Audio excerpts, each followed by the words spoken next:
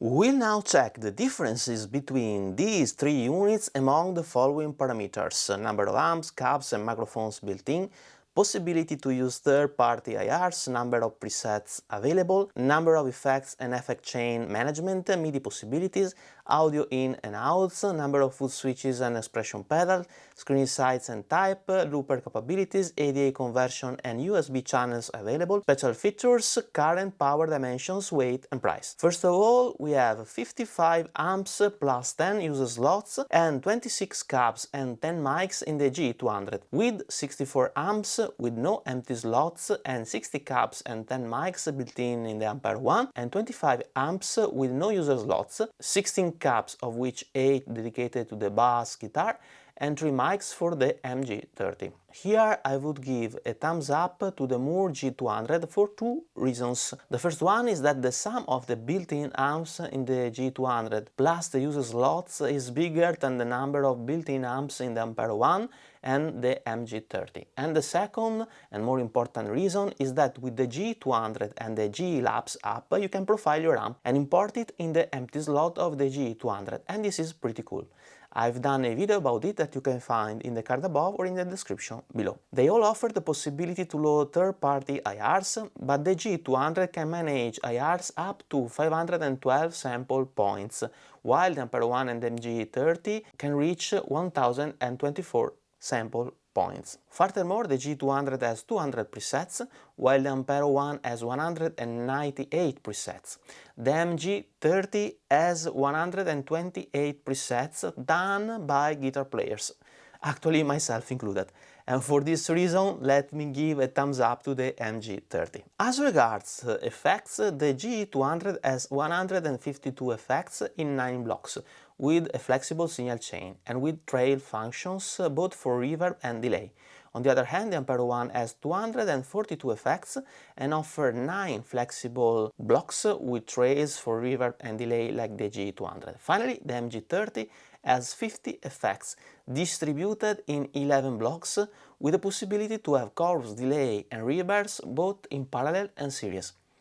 Therefore, I would give a thumbs up to the MG30, even if it has less effects, as for me it is more important to have more effect blocks and also parallel effects than the amount of effects in total. As regards MIDI, I would give a thumbs down to all the units as they all lack MIDI ports, and this would be very helpful for compensating the low number of foot switches. As regards input and outputs, they offer the same in and out with the exception of the MG30 that offers an effect loop in and out, thus also offering the possibility to use it with the 4-cable method with your amp.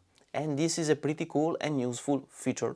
So, thumbs up to the MG30 as this possibility is really helpful. As regards the foot switches, we have 3 foot switches, an expression pedal and 1 input for an external expression pedal for all the 3 units, but the MG30 comes with the NMP2 included in the box, which offers other 2 foot switches. Therefore, I will give a thumbs up to the MG30. The screen of the Ampero is the only one that is touch sensitive, so I would give the thumbs up to the Ampero 1. The GE200 offers a 52 seconds loopers, while the Ampero 1 offers a 50 second stereo looper, and the MG30 a 30 second stereo looper, with the possibility to synchronize your loop with the rhythm. So I would give a thumbs up to all the 3 units, as the MG30 is the one with the shorter loop, but the only one with the sync function, and the loop time of the G200 and the Ampero 1 are very close and bigger than the MG30. As regards ADA conversion and USB capabilities, I will give a thumbs up to both the Ampero 1 and the MG30. The Ampero 1 has the highest dB of dynamic range, and the MG30 as it has USB-C connectivity and offers 32-bit converters at 48 kHz. As regards special features, I would mention the possibility to load the profiles made with the GE Labs app from the Mooer Studio website, video about it in the card above or description below, while the Ampero 1 converts the 9V DC input at 18 volts for better dynamic management. And the MG30 has the NMP2 external foot switcher included in the box. Actually, in my opinion, the possibility to load profile is really cool, and it is a killer feature, so I will give a thumbs up to the GE200. All the unit runs at 9 volts, but the GE200 requires 600 mAh, while the Ampero 500 and the MG30 400. So the MG30 is the more efficient of the 3 units. Therefore, I will give a thumbs up to the MG30. As regards dimension and weight, the Ampero 1 is the smaller and lighter. And finally, the price is lower for the G200. Actually, at the moment of this video, I was not able to find the price of the MG30 in the American shops. So please write a comment below if you know it. You should also consider that the MG30 has been just released, so the price could go down in the next months, as happened for the G200 and the Ampero 1, for which I've put the original price in brackets. As there are price fluctuations, I would not put thumbs up and thumbs down in the price category, as you have suggested me in previous videos. So finally, let's count the green and red thumbs. We have 3 greens and 10 reds for the G200, 5 greens and 8 reds for the Ampero, and 8 greens and 5 reds for the MG30. So the MG30 seems to be better. Now the MG30 is the newest, followed by the Ampero one, and the oldest is the G200. So as technology improves, the newer models can offer more features. So the MG30 is better, but you might prefer other units for specific functionalities. For instance, you may prefer the G200 for the profiling procedure, or the MG30 as it is the only one with the external effect loop. But if you just algebraically sum the red and green terms, the MG30 is better.